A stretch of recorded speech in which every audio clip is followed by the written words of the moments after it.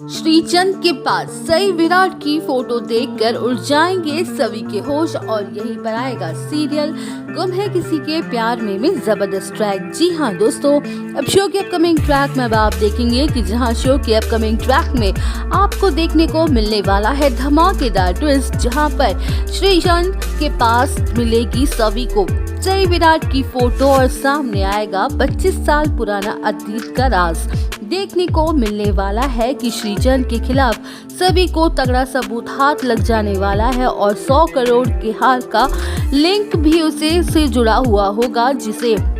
हासिल करने के लिए और रिद्धि की जान बचाने के लिए सभी पहुंचेगी दुबई, जहां सभी को लोकेशन सेंड कर दी जाएगी, जहां पर श्रीचंद उसका इंतजार कर रहा होगा। जी हां दोस्तों, श्रीचंद की 25 साल पुरानी दुश्मनी है सभी से और जिसका बदला लेने के लिए वो सभी की बेसब्री से इंतजार कर रहा होगा। 25 साल पहले सभी के आई बाबा सई और विराट ने श्रीचंद के पिता को जेल की सलाखों के पीछे भेजा था और उसे उसके गुनाहों की सजा दिलवाई थी।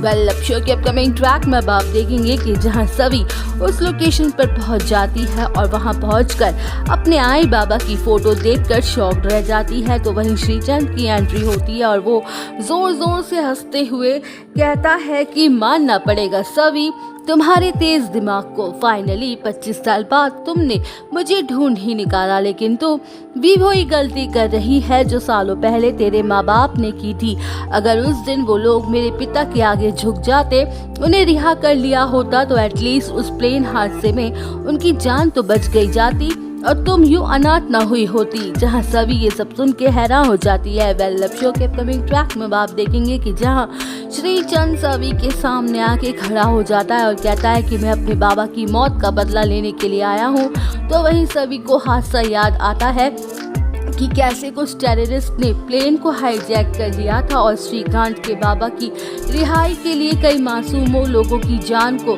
चली गई थी। जहां सई और विराट ने अपनी जान की कुर्बानी देके देश की जान बचाई थी, तो वहीं श्रीकांत